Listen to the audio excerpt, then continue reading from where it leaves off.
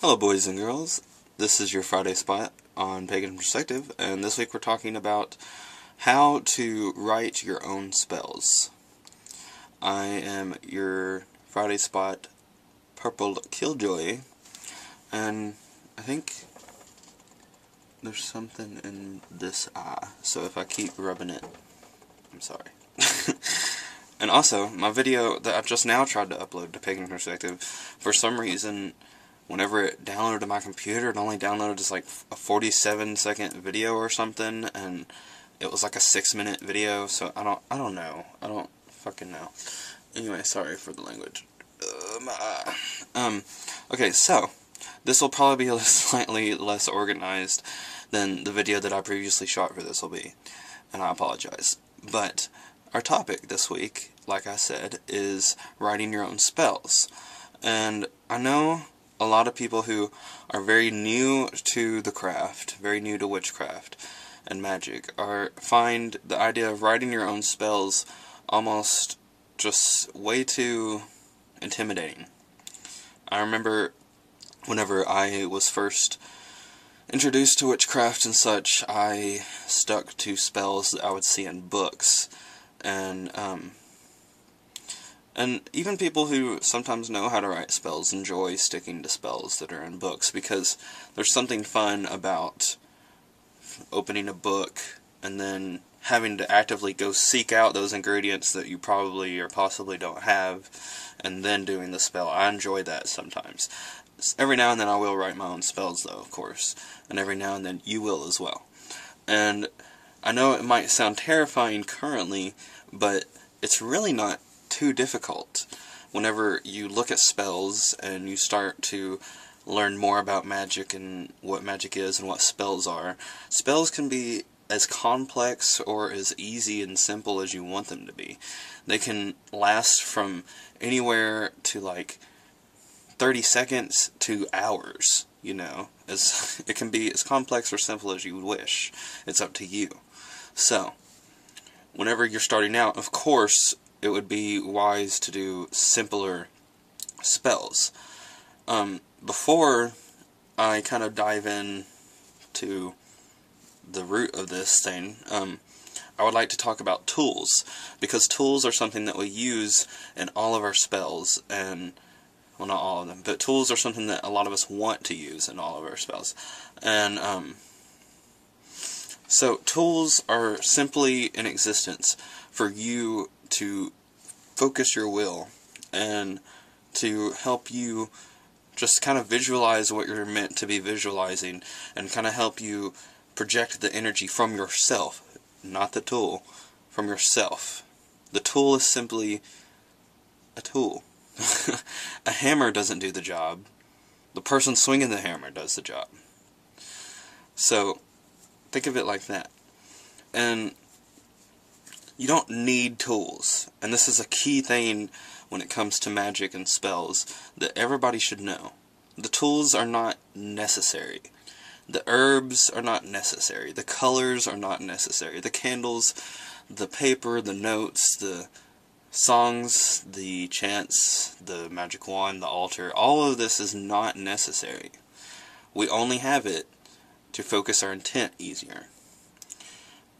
And whenever a spell is more elaborate, for many people, whenever a spell is more elaborate, it makes it feel, they just get in the zone easier. They get in that zone of being able to project and manifest out into the world what they want and what they desire. What's important about spells is raising the appropriate energy that you feel you need to make the spell succeed. That accidentally rhymed. Excuse me. So, you do not need tools. However, feel absolutely free to use tools. I know especially in the beginning it's very, very helpful. But just keep it in mind that they aren't necessity. Tools are very helpful. So are color correspondence, candles, incense, anthemes, chalice, you know, all that stuff is just very helpful. But it's not needed. So feel free to add these to your spell whenever you write the spell. You can feel free to pick a certain time of day, a certain moon phase. You know, just, you can make it as complex or not complex as you desire. And you can keep adding things to your spell which have certain energies that you're looking for to make it more complex, such as time of day, cycle of the moon, you know, candles, incense, colors, things like that. You can add as many of those as you feel comfortable with, or you can even just have as less as you feel comfortable with. So, and when it comes to the incantations of the spell, and the mixing of the supplies that you've gathered, and, you know, the interaction with them, that's also up to you. I mean, hey, you're writing the spell, but it also doesn't have to be that complex either. You don't have to swish and flicker. You can just hold the wand if you want, if you are using a wand, and you can just hold it. You don't necessarily have to do some kind of epic Dragon Ball Z stuff.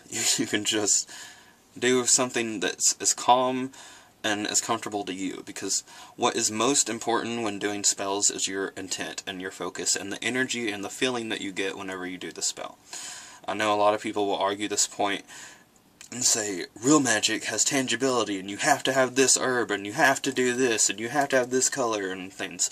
But try it and see if it works. If it doesn't, try something else. That's what we witches do. And that brings me to my next point of having a book of shadows. And I know that this sounds so repeated, and you're probably so tired of hearing it, but it's such an important step, especially if you are trying to write your own spells. And here's why. Is because if you are writing your own spells, and this is how everybody who has ever written a spell and published it in a book has ever felt comfortable enough to publish that spell. If you're writing your own spells, you want to journal it. And the more details that you can write down, the better. Even if you didn't, you know, think out or plan out the time of day, such as the moon phase, or the time of night or day that you wanted to do the spell, or you didn't add certain correspondences, write that down. Like, write down every single detail. Write down the time, write down the moon phase, write down everything. Write down your feelings, write down exactly what you did, and then, later on, you can see if that spell succeeded or not. If it didn't, or even if it did, you now have a record to go back to and look upon and analyze your works and see, what could I do to make this better, or what could I do to improve this? And it's just so helpful, especially when you're writing your own spells. Now, when it comes to writing the incantation or the chant, a lot of people kind of want to go over the top and say things like, "We Dark Master," you know, just like crazy Lord of the Rings type things or something. I don't know. And it doesn't necessarily have to be like that. It's not a bad thing if it is like that, but it doesn't have to be like that. It can be as simple as you want. It could be as simple as you saying, "Please let blank happen," or "Please let blank come to me," you know, different things. But I would suggest that if you do write an incantation or a chant especially, that you do write it in rhyme, because it helps your mind remember it easier, and also, in my opinion, it makes energy flow a lot easier, the same way that songs and dance do. And be creative with your spells. Think outside the box. I don't know, try singing a song as a spell. That song can be your spell. Try wearing an outfit as a spell. That outfit can be your spell. Try doing a dance, doing an art project, drawing a picture. You know, whatever is your talent, especially, you can show in your magic. You can or you cannot. It's up to you. It's really an out-of-the-box idea. And it can be as moldable almost to just about anything. Now, after I've said that, I still want to mention that there are situations where you could take it too far, or change a spell too far. I believe that there are things in this world that have sort of default, what's the word, vibrations? Default vibrations And what I mean by this is, if I pick up something, even if I perceive it to mean something else, it can also mean what the rest of the world kind of perceives it as the majority. You know what I mean? Such as a horseshoe. I might look at a horseshoe and think, this symbolizes protection to me. And the rest of the world kind of thinks of luck when we look at horseshoes. So, it might mean protection to me, and it would work as a protection amulet, but it might work better as a luck amulet, since so many people are feeding that idea energy into existence. I believe that the more people who feed an idea with energy, the more energy that idea is going to hold, and the more powerful and potent that energy is going to be. But that doesn't necessarily mean that you can think outside the box. That doesn't necessarily mean that you have to think inside the box.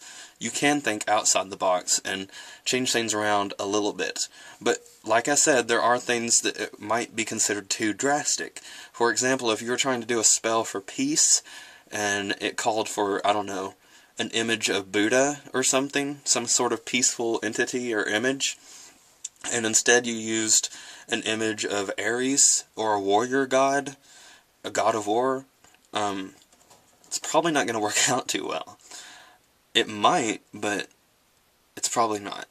So, when it comes down to it, just experiment and keep a book of shadows, keep a journal, keep something. Write it down on a napkin if you have to.